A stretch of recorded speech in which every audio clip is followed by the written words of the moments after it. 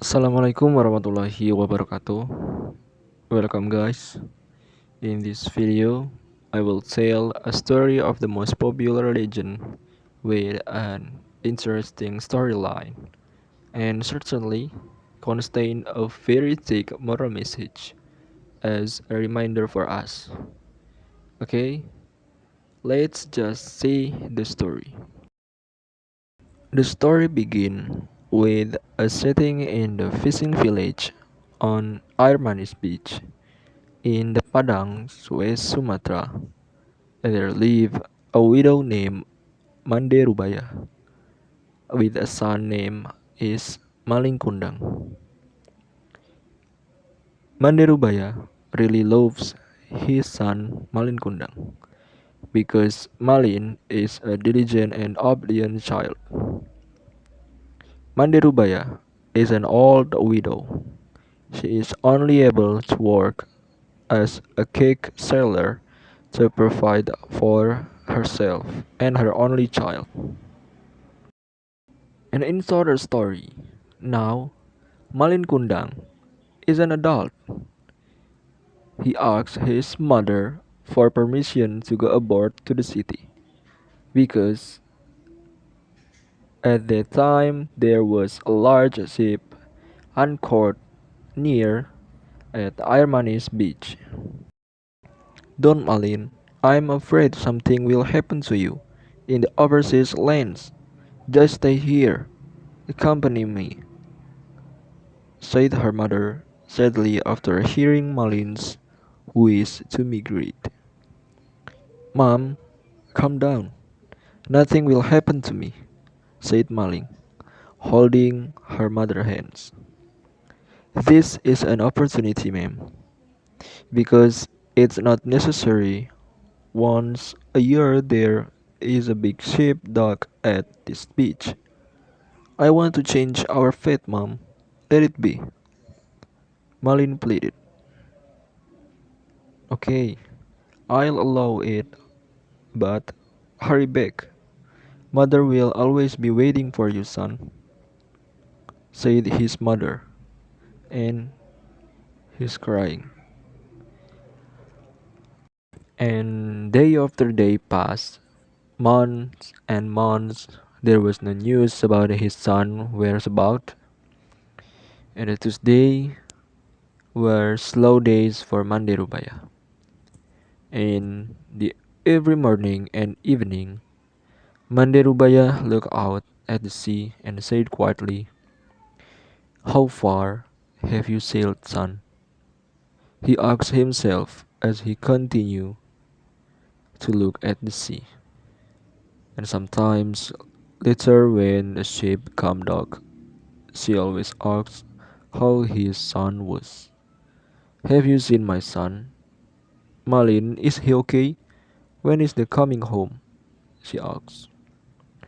But every time she asked the crew or the captain, Mande Rubaya, he never got an answer. One day, Mande Rubaya received news from the captain who had brought Malin, and the captain gave Mande Rubaya happy news.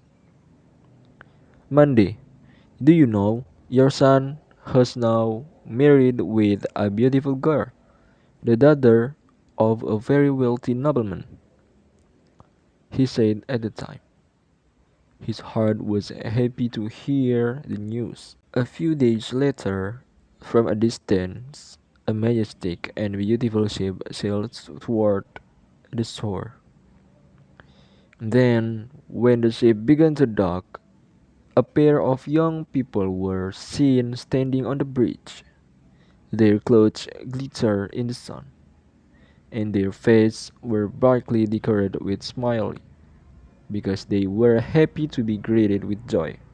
And before the villager elder had time to welcome him, Mande Rubaya approached Malin first. He immediately hugged him tightly. He was afraid of losing his child again. "Malin, my son, you're right, my son, right?" she said, holding back tears of joy. Why haven't you told me so long? Malin was surprised to be hugged by an old woman who was dressed in rags. He couldn't believe that she was his mother. Before he could think of speaking, his beautiful wife spat as she said, "Is this ugly woman your mother? Why did you lie to me in the first place?" She said sarcastically. "Didn't you say that your mother was a noble on the same level as me?" Hearing his wife's harsh words, Malin Kundang immediately pushed his mother to the ground. "Crazy woman, I'm not your son," she said harshly. And Manderubaya did not believe his son's behavior. He fell down and said, "Malin, Malin, my son, I'm your mother's son. Why are you like this, kid?" Malin Kundang didn't care about his mother's words. He will not acknowledge his mother. He is ashamed of his wife. Seeing the woman approaching to huge her leg, Malin kicked her while sighing, "Hey, crazy woman, my mother is not like you, poor and dirty." The old woman lay on the sand, crying and hurting. He saw Malin's ship getting farther away. He did not expect of Malin, who used to love him, would do such a thing, and his heart ached and hard. Then he raised his hand to the sky, and she prayed with a sad heart, "Oh my Lord, if he is not my son, I forgive him for what he did earlier. But if he really is my son, his Malin Kundang, I ask for your justice, God," he said sadly while crying. And soon the weather in the middle of the sea, which had been sunny, suddenly turned dark. It suddenly rained very heavily, and suddenly a big storm came, hitting Malin Kundang's ship, and then followed by the thunderous bolt of lightning. At that moment, the ship was smashed to pieces.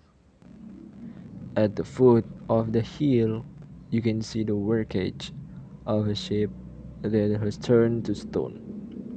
That's a Malin Kundang ship. Looks like a rock that resembles a human body. That is the body of the Malin Kundang, the son of disobedience. He was cursed by his mother to be stoned because he had been disobedient. And this is a very legendary folklore as a reminder for us, guys, to always pray and remember the power of God, and don't forget to always pray for our mother.